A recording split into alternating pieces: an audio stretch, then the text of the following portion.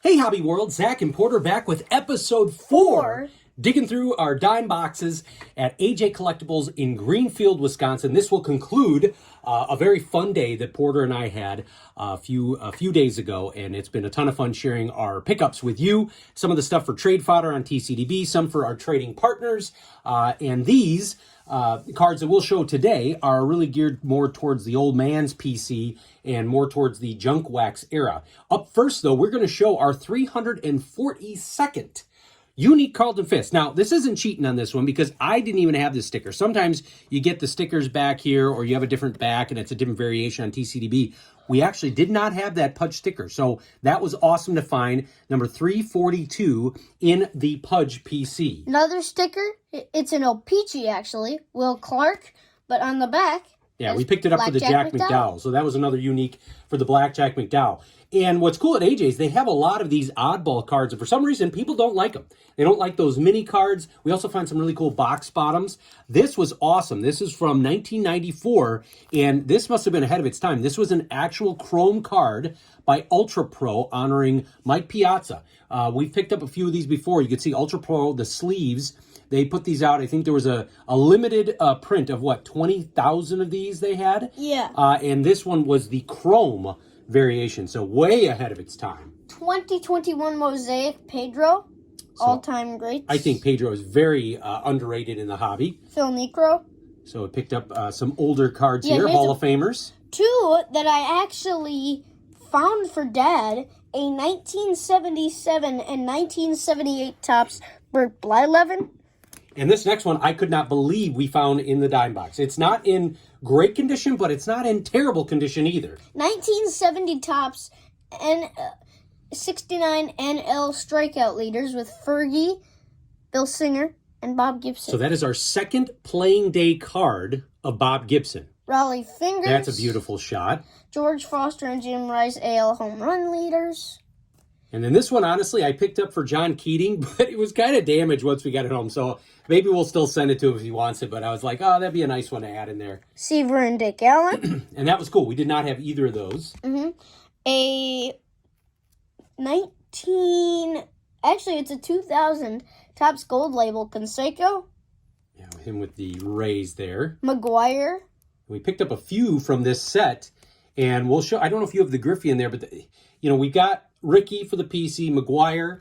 Look at how many teams he played for. That's amazing. Couldn't pass up this. This would be good trade bait on TCDB, the Derek Jeter. But if you look in here, the Frank was a double, and that one looks like it's normal stock. But maybe someone can help us out here. So this Griffey, it looks like it has a different stock. Yeah, I think that's a foil card. But it wasn't. So in TCDB, they had like a Topps employee issued set. There were a few different variations, but that card felt like it was a little bit different than the others. So I don't know. I mean, could have been a printing issue or whatnot. These were all unique to the Robin Ventura PC. So we got an Upper Deck game face. Changing places. And I've sort of lightened up a little bit on picking Robin Ventura up without a White Sox uni just as we continue to advance. And we did find a lot from this set. Which we'll show in a second. We'll show.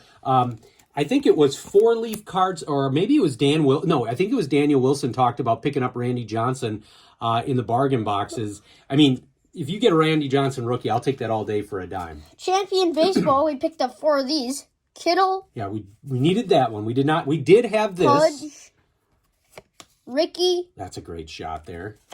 And Cal Ripken Jr. So I thought those were awesome. Yount 83 Fleer. And we talked about this in the previous video. I kept this one for myself because I do like collecting Gary Sheffield. But we found a bunch of these 91 Brewers, Hall of Famers, Yount, Molitor, and stuff we picked up for some of our trading partners. This was a nickname set. And then this was probably the most valuable card that we found. This is a 1990 Fleer, Ken Griffey Jr., and this is the box bottom, and it's actually in pretty good shape. Again, could not believe we found that in the dime box. We've got another box bottom that we'll show coming up, and it's crazy when we find those in there, because I think people don't realize that, especially on TCDB, you can find a Griffey collector, and those aren't as easy to find as the normal sets. Here are those heritage cards. Bonds... Frank, I don't think we had that. No, we did have that. And again, Jeter, can't go wrong with picking him up. And a Chase Utley rookie card. Yeah, so that's good trade fodder right there. And then this one was a double, but Dad picked it up anyway because he just wanted to pick it up. Derek Jeter says Frank with the A's. Well, there's a reason. And this is, again, why, and we talk about TCDB a lot. I picked this up because other Frank Thomas collectors may not have this. And so when you go on Trading Card Database, you can put this in your for sale or trade, and then hopefully trade for a double of a Frank that maybe you don't have. Raleigh Fingers Diamond King. That's a cool one. Dave Parker, 82 in action, and 80 That tops is a great shot NL right All-Star. Eric Davis, 87 All-Star. And this next one, I have quite a few, but there's something about this card. And put that on a stand. I mean, the Jose 87 tops with the Gold Cup, the uni, the colors, I just couldn't pass that up. And Kenny Lofton is a guy, too. That's him with the Yankees that I've been picking up a little bit more as I just really have been looking back and really fond of his career. 87 Donruss Bonilla.